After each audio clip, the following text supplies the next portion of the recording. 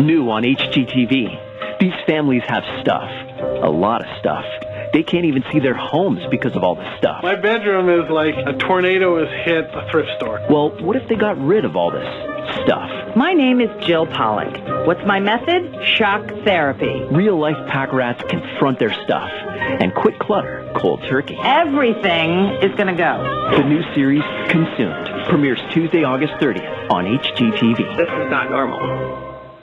Well, I really don't have to introduce my next guest because she was just introduced by that spot, which I didn't know was going to be running, but I'm delighted to have Jill Pollack, declutter and organizational expert in. And as you just heard, the series Consumed will debut on HGTV August 30th. Welcome to Vancouver. Hi, thank you. Can you fix people who are clutter bugs? Oh, I thought you were going to, if you stopped the question, my husband would say, she'll keep trying. I think so. I mean, depends on, a clutter bug, it depends on sort of how bad it is and how badly you want to change, right? You have to want to change. So, yes, I do the best I can, and if you want it, I certainly can give you the tools. There's a difference, I presume, between clutter and hoarding, which has become somewhat infamous as a result of a reality TV show. Yes, well, it's true. Well, so this show, Consumed, is definitely not about hoarding. It's about regular, quote-unquote, regular people who have too much stuff, right? So it's kind of on the spectrum of what we all think is normal. And the difference between those two shows is the hoarder-type people are kind of in their own kind of disease and their disorder. They don't really want the help. And the people on Consumed, of course, they want to be helped. And they know they have a problem, and they know it's affecting their lives negatively. And so that's what we do. We come in and really help them get rid of clutter in a serious way. Like I said, shock therapy. But does it stay clear once you leave, or are these people who are habitual in terms of surrounding themselves with clutter?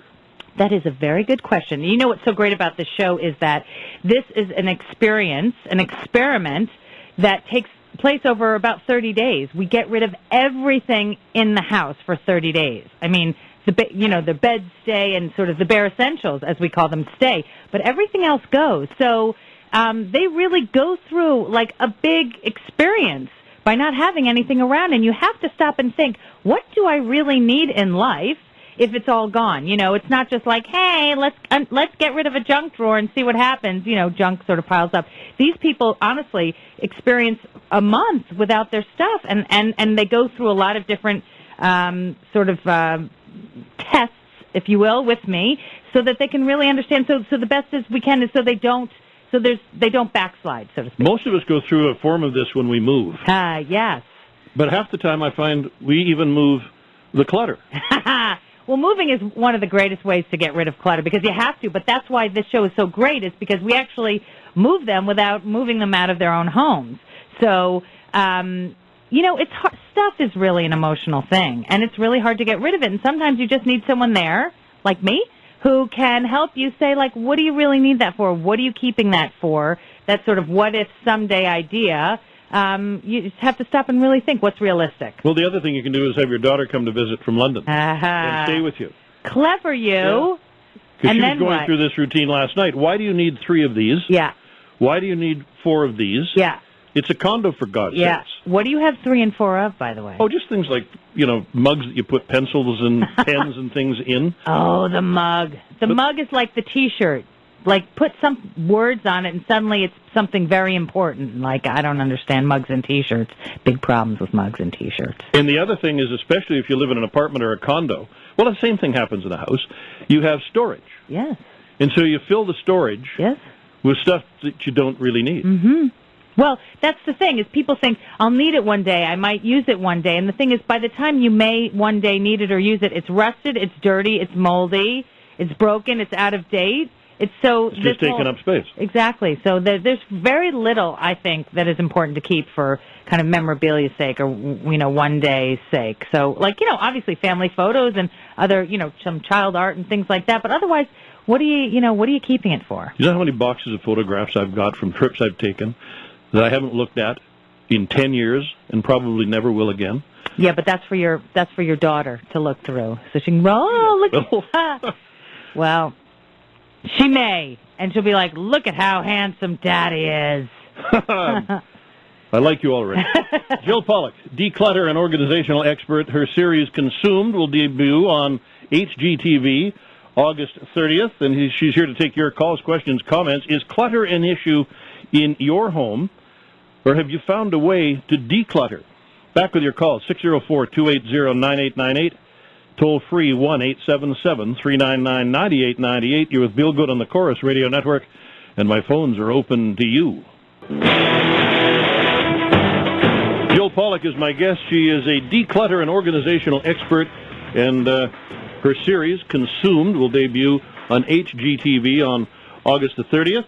She's here to take your calls, questions, comments. This was all shot in Vancouver, or Greater Vancouver? Yes. So how many people? How many different families? We shot 13 episodes. 13 different families. Yeah? Yeah, it was fantastic. And, everyone's got different kinds of clutter and different kinds of reasons for their clutter. So that's what's interesting to decipher. They stay in the house. Yeah. And you get rid of the clutter. Yeah. So the thing is, I come in and I assess what's going on, and I really analyze what the problem is, maybe why they have so much clutter, try and get a little Psych 101 on them. And then we take it all out of the house. Everything but the bare essentials we take out of the house. Back up big moving trucks, pack up boxes and boxes and boxes and boxes of stuff. Of what kind of stuff? What goes out? Oh, it's kind of or stuff. Or what stays?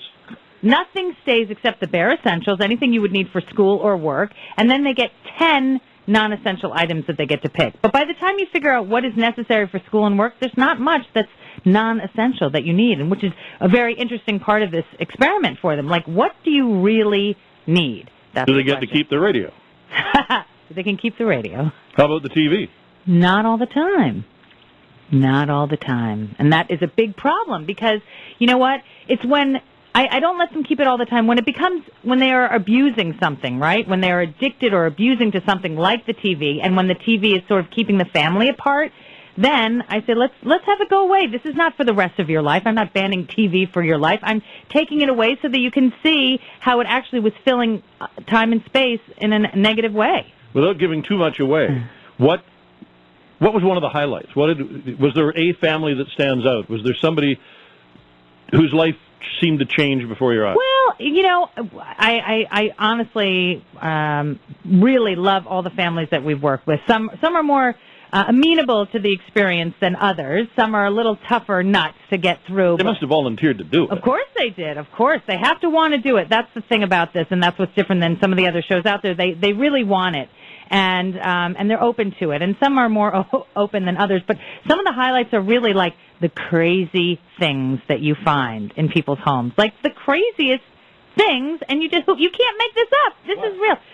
An old cast that a woman wore 20 years ago. Cast? Yes, an old cast, like from her leg. We found a cup of beard hair that a man cut off from his first beard that was like 30 years old. I mean, the most random, like a tub of honey that was practically had become amber with a dead bee in it. I mean, the craziest things you find where you're like, what are you keeping this for? And it was in the sort of depths of the basement or whatever. And you have to arm wrestle with anybody? I mean, were there people who just couldn't? You said, this is crazy. What do you need this for? And they went, yeah, but I've got to have that. Yeah. I need that back. Yeah. Well, listen, I cannot make anybody get rid of anything because then they're going to hate me and the whole experiment will backfire because I'm there to sort of lead them along, right? So they have to, if they insist on keeping something, then of course I let them keep it and I'll generally barter with them and say, well, then if you're going to keep that, you're going to get rid of this. But I try and do it gently, and they have to be full on into it. Otherwise, like you asked before, there's a lot of recidivism in the organizing business. Let me get to a call or two here. Marie, hi. Hi. I don't have clutter in my house, and I'm not a hoarder by any means, but I have some things I cannot get rid of, and that's like my daughter passed away 26 years ago, and I still have her wedding dress. And I still, it's all packed away, but it's only a size 6, and nobody will ever wear this. I don't know what to do with it. I hate to get rid of it, but, and then she made me a canister set, and it's, it's 30 years old. And my daughter comes over and she said, Mom, why don't you get rid of it? Because it's out of date, but it's just so hard to get rid of stuff like that, and I don't know what what to do about this. I would feel guilty if I gave it away. I guess there's really two questions you're asking. I mean, do you want to get rid of it? Because I think there are certain mementos that are very important to keep. I don't advocate sort of slashing and burning everything in your life except for, the toothbrush that you're using. I mean, we have to keep important mementos in our lives. I'm all about that. It's just, are they in the right place? Are you keeping them properly? Does it mean something to you when you see it, when you touch it, when you look at it?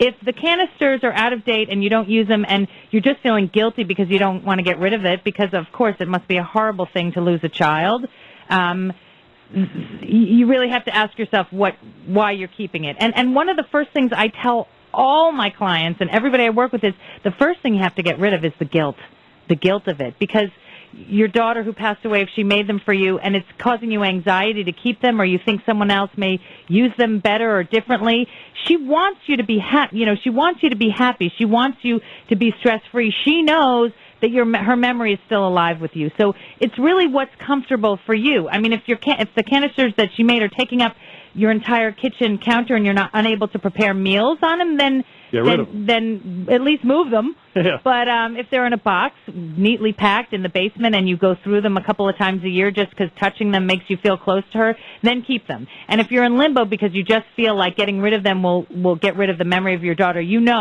that getting rid of those canisters are not going to get rid of, the memory of your daughter. You have that in your heart, and you will always have that. So I think getting rid of the guilt is the first thing I tell everybody. Just, okay, so you bought those pants that you spent too much money on. They're never going to fit.